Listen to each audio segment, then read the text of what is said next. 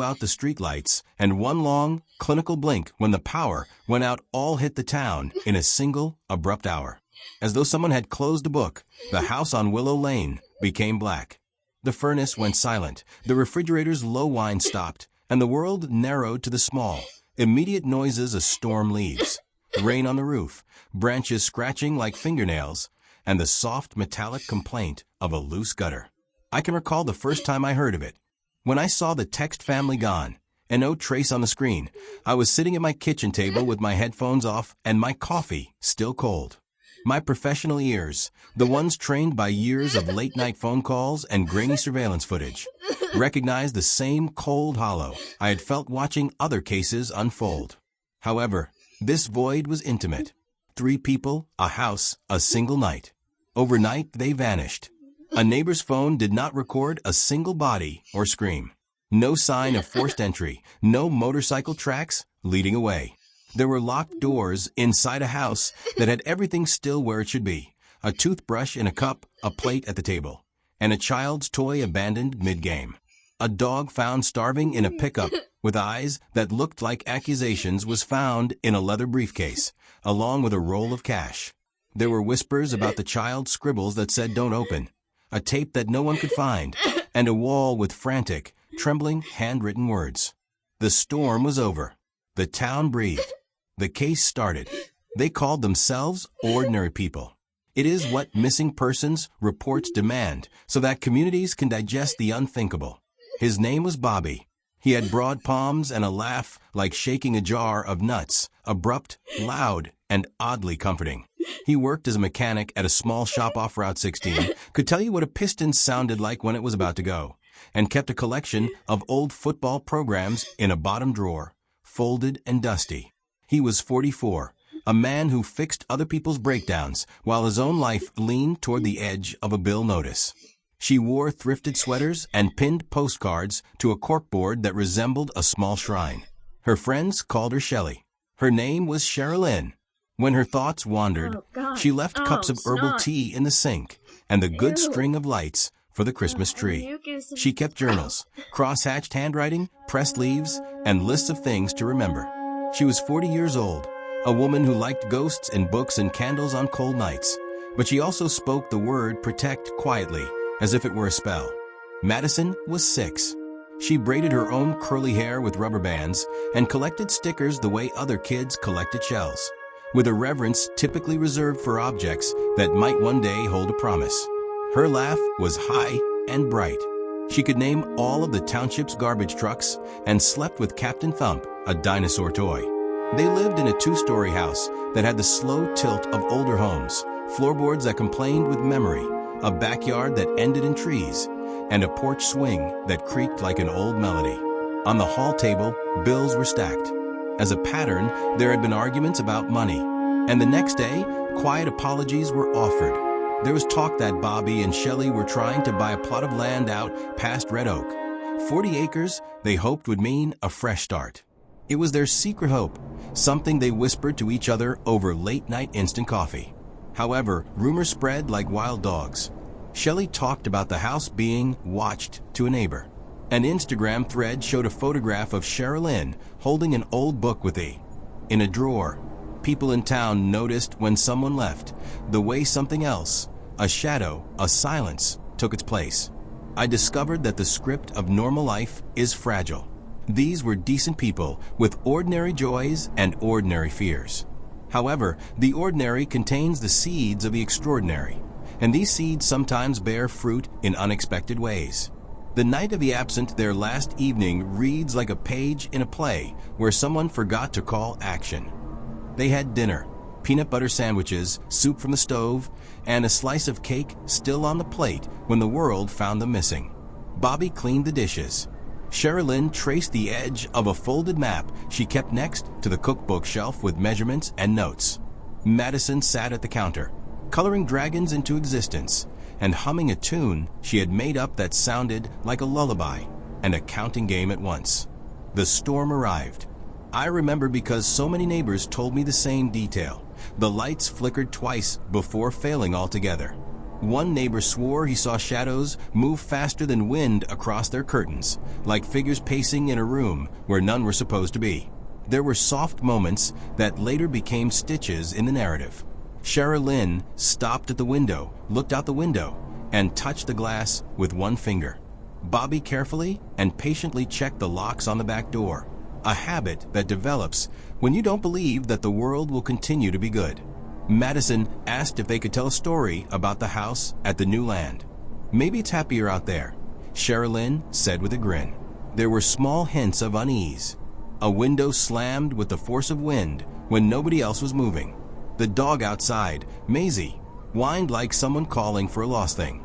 The radio cut and came back with nothing but a humming tone, and Shara Lynn's hand found the briefcase under the couch, fidgeting with the lock as if it wanted to test whether something sealed could be kept sealed. They left the house that night, or rather, they walked out the porch and down the gravel lane. A neighbor's external camera, a grainy monochrome lens, captured them moving in the dark, a man, a woman, and a child stepping in step, then returning, then leaving again. They moved almost rehearsed. Their mouths were set, not laughing. And Shara Lynn's eyes had the strange flatness of someone listening to a tune only they could hear. Their final words did not make a big deal. Screams were not recorded. The last film shows Bobby closing the back gate, Shelley passing the briefcase to him with a hand that trembled, and Madison looking up and saying, "Don't be long, Daddy," in the way children say small bargains to big people. It is simple. It is human. It is full of things that shake the rest of the world, because ordinary trust is hidden in their simplicity. Then they were gone. The next morning things were odd in a way you feel before you can name. When the porch light kept burning and no one answered the door, a neighbor called. Food lay in bowls colder than it should be. A phone buzzed and nobody picked up. The dog, the family's dog, was out that morning pacing the yard. The police were called. Officers arrived and walked through the rooms. There was nothing missing. The TV remote was pointing downward. There was a bag of frozen peas in the freezer. The mail lay in a neat stack. There was literally no disagreement, and there was no evidence of forced entry, like when a villainous character bursts through a window. Yet the small items were wrong in ways more subtle. In the flower bed, a child's bracelet appeared to have fallen from a wrist.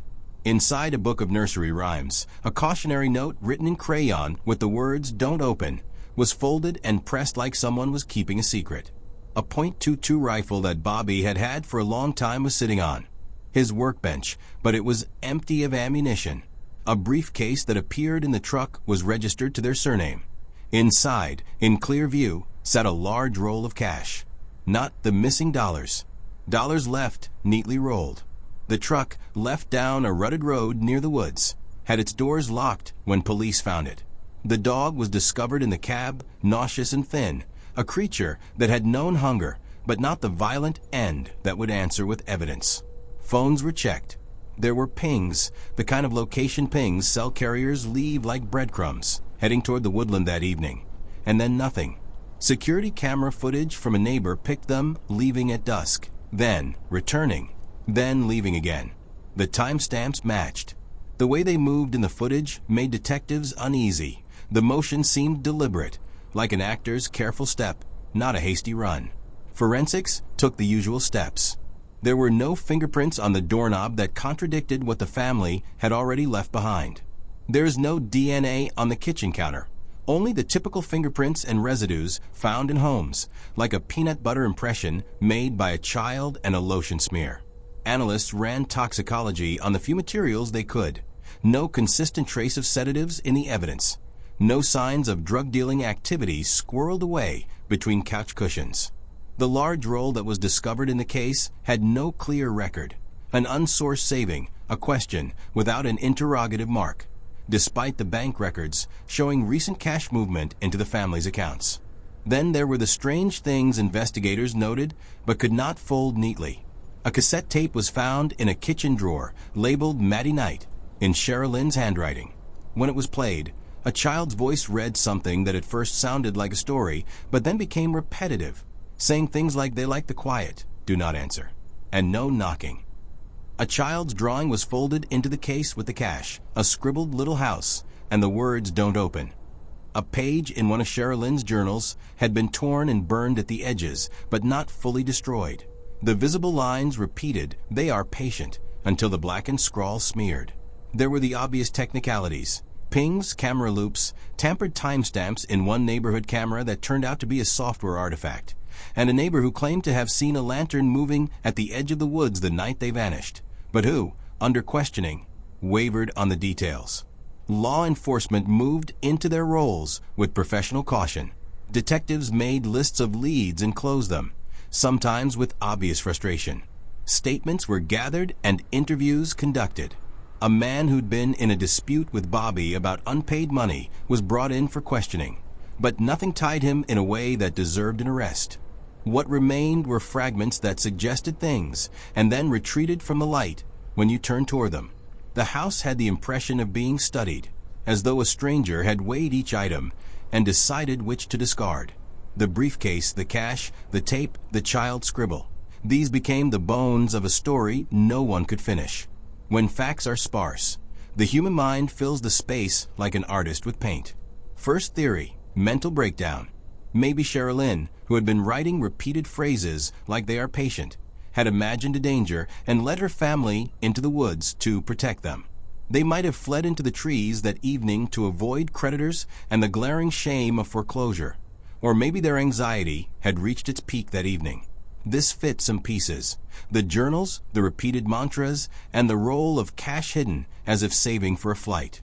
The physical evidence, on the other hand, leaving a child alone in the dark woods, locking the dog in a truck, and returning to the house twice on camera as though they were practicing for the moment, contrived with this intriguing idea. Second theory, foul play. Someone lured them. A sale gone wrong, a debt collector, a jealous ex, all possibilities. People in town could name names and grudges.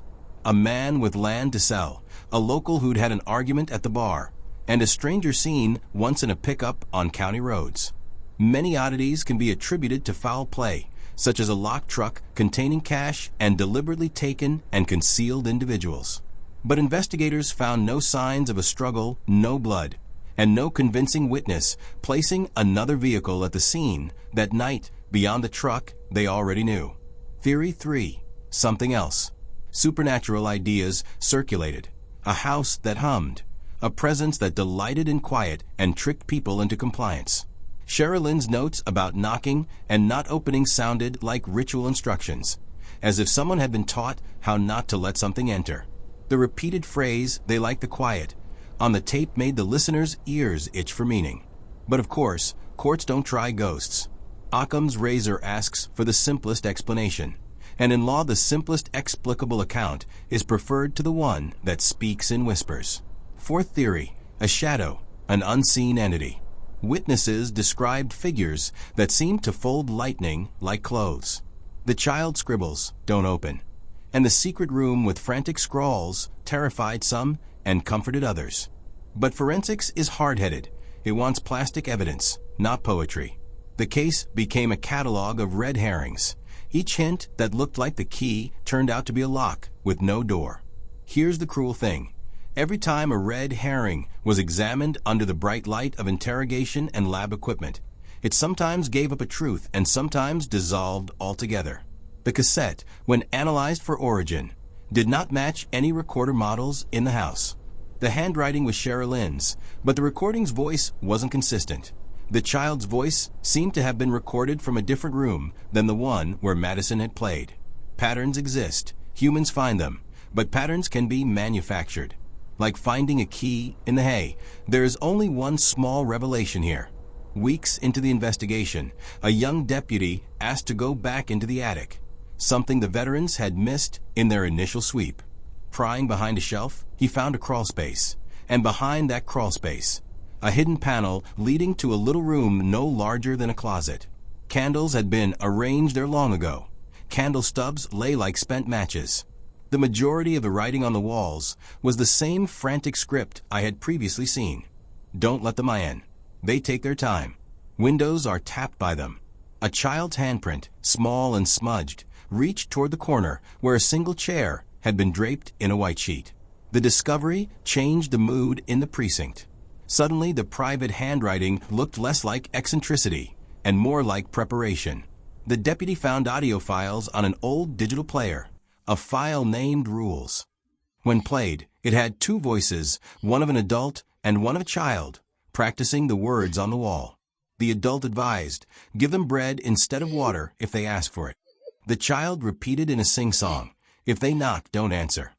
There was an undertone at times of something else, an odd frequency, a hum under the voices that sound engineers later described as non-natural.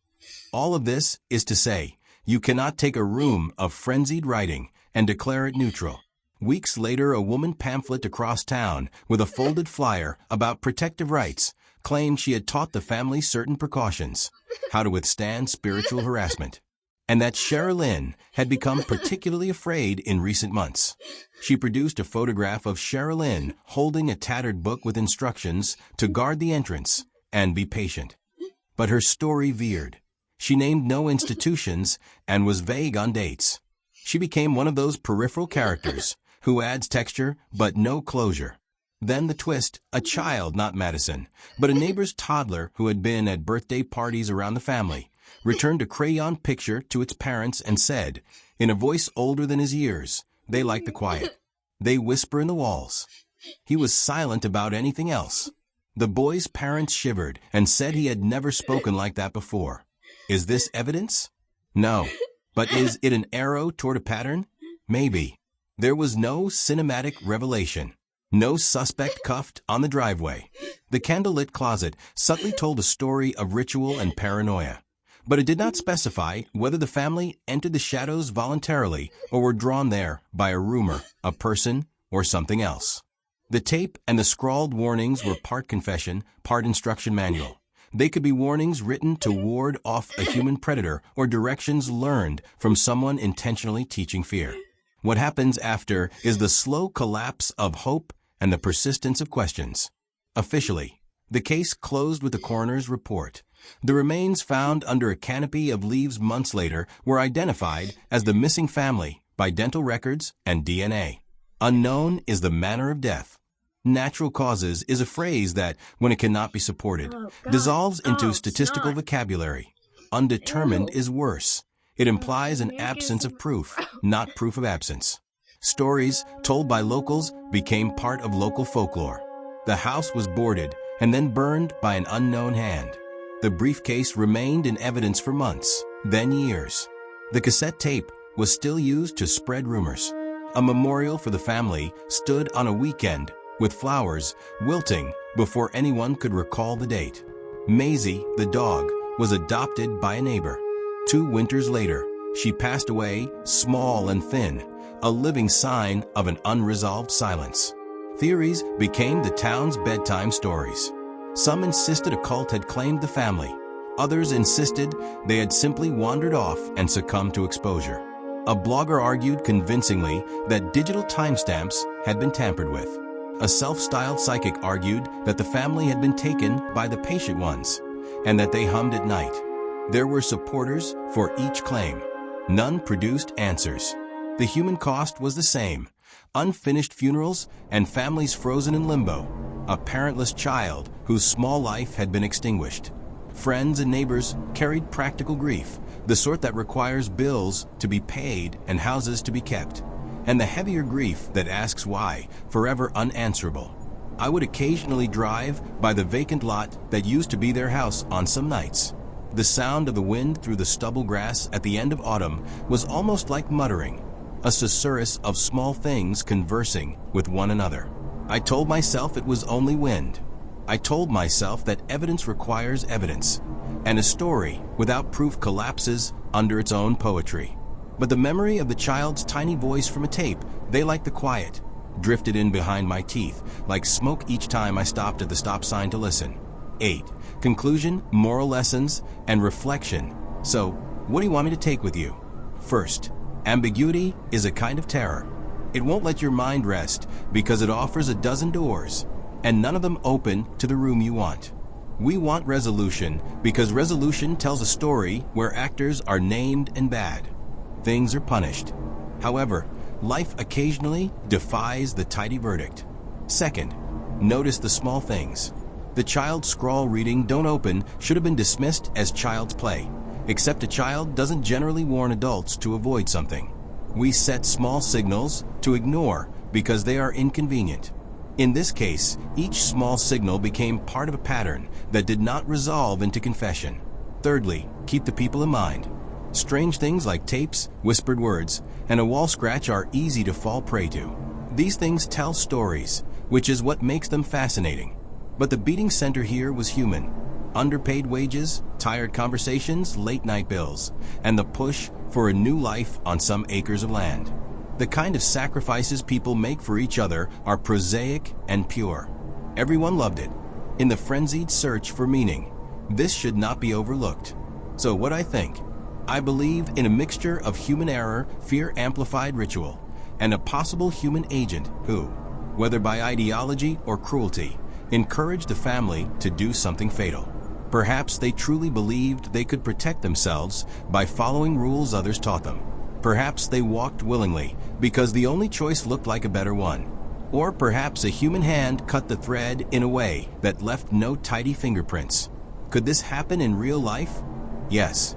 Whether through doctrine, obstinate pride, or a desperate attempt to control the uncontrollable, people can lead each other into ruin.